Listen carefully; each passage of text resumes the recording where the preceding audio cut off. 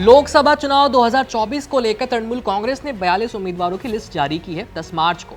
Party ने नुसरत जहां समेत कई मौजूदा सांसदों का टिकट काट दिया, वहीं कई नए चेहरों को लिस्ट में जगह दी, जिसमें एक नाम काफी चर्चा में है, वो है पूर्व क्रिकेटर यूसुफ पठान का। यूसुफ पठान का नाम देखकर लोग जितना ज्यादा चौंके, उससे कहीं ज्यादा जिस सीट से उन्हें टिकट दिया गया है वो चर्चा का विषय बन रही है। वो सीट है बहरामपुर, जिसे कांग्रेस और उनके नेता अधीर रंजन चौधरी का गढ़ माना जाता है। इस सीट से अधीर रंजन चौधरी साल 1999 से लगातार जीत हासिल करते आ रहे हैं। हालांकि कांग्रेस ने अपनी लिस्ट अभी जारी नहीं की है, लेकिन काफी हद तक ये तय माना जा रहा है कि अधीर रंजन चौधरी ही उस जगह से, बहरामपुर से चुनाव लड़ने वाले हैं। अब यूसुफ पठान क्रिकेट के मैदान पर गेंदबाजों की कई सालों तक धुनाई करते रहे हैं, लेकिन बात जब पॉलिटिक्स की आती है तो यहाँ उनका अनुभव कुछ खास है ही नहीं, या यूँ कहें कि बिल्कुल भी नहीं है। अब सवाल ये उठता है कि जब यूसुफ के पास कोई राजनीतिक अनुभव है ही नहीं, तो उनके सामने अधीर रंजन चौधरी जैसे राजनीति के माहिर खिलाड़ी हैं, फिर इस सीट को लेकर इतनी चर्चा क्यों है? सिर्फ इसके पीछे की वजह यूसुफ पठान का सेलिब्रिटी होना, या इसके पीछे ममता बनर्जी और उनकी पार्टी का कोई खास मकसद है? विस्तार से आपको सारी चीज़ें बताते हैं। पहले बात बहरमपुर सीट की। ये सीट मुर्शिदाबाद जिले में आती है। इलाका मुस्लिम बाहुल है, जहां मुसलमानों की आबादी लगभग 52% है। सीट पर लड़ाई हमेशा कांग्रेस और तृणमूल कांग्रेस के बीच ही रही है, लेकिन साल 1999 से अधीर रंजन चौधरी लगातार इस सीट से चुनाव जीतते आ रहे हैं, लगभग एक तरफा ही। इसके बारे में आपको आंकड़े बताते हैं।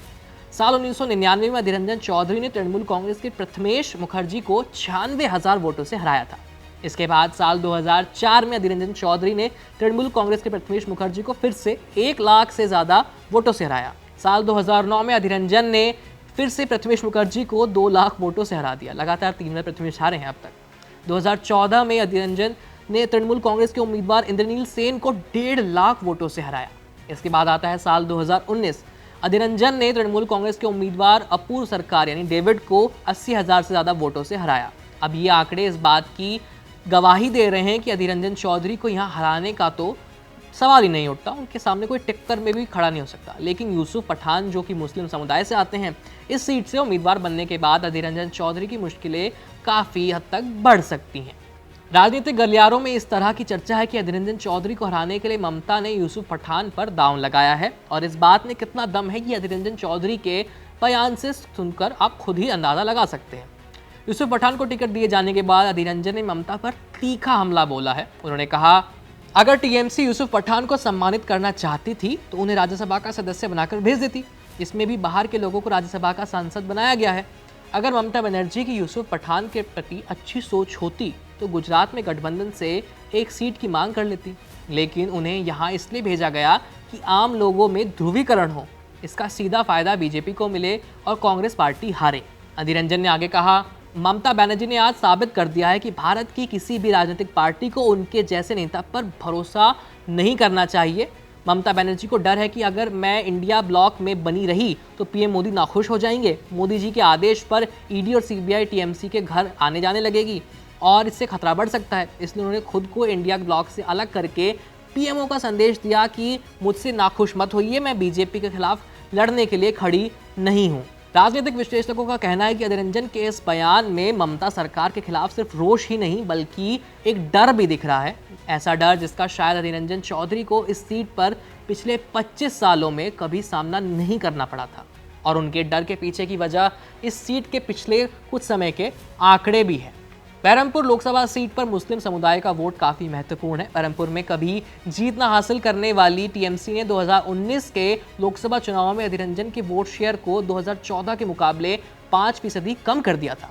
2014 में चौधरी को जहां 50% वोट मिले थे, वहीं पिछले लोकसभा चुनाव में उन्हें केवल 45% वोट ही मिले। इस दौरान टीएमसी का वोट शेयर 19.7% से बढ़कर करीब 40% हो गया। विधानसभा चुनाव में बड़ी कांग्रेस की चिंता, अब इसके बारे में आपको बताते हैं। अब विधानसभा चुनाव का हाल भी देख लेते हैं। पहले ये बता दें कि बहरमपुर लोकसभा क्षेत्र के अंतर्गत 7 विधानसभा सीटें आती हैं। साल 2016 के विधानसभा चुनाव में कांग्रेस ने सभी सीटों पर जीत हासिल की थी। इस दौरान कांग्रेस को इन सीटों पर 45% का वोट शेयर मिला था, जबकि टीएमसी का वोट शेयर 24% मुझसे थोड़ा सा ज़्यादा था। लेकिन साल 2021 में हुए विधानसभा चुनाव के नतीजों ने कांग्रेस की नींव उड़ा दी। पार्टी की सभी 7 सीटों पर हार हुई। 6 सीट टीएमसी और 1 सीट बीजेपी के खाते में आई। वोट शेयर की बात करें तो टीएमसी को इन क्षेत्रों में 50.1% वोट मिला, जबकि बीजेपी को 31.6% वोट हासिल हुए। बात कांग्रेस की करें तो पार्टी महज 15.1% वोट ही हासिल कर पाई थी पिछले चुनाव में। अब राजनीति की जानकारी कह सकते हैं कि विधानसभा और लोकसभा चुनाव में काफी अंतर होता है, लेकिन जिस हिसाब से कांग्रेस के वोट शेयर में गिरावट आई है वो पार्टी के लिए अच्छे संकेत नहीं है। और ऐसे में ममता बनर्जी ने यूसुफ पठान को टिकट देकर अधीर रंजन चौधरी और कांग्रेस की मुश्किलें जरूर बढ़ा दी हैं। इस खबर में इतना ही। देखते रहिए एबीपी लाइव। मेरा नाम है आयुष। धन्यवाद।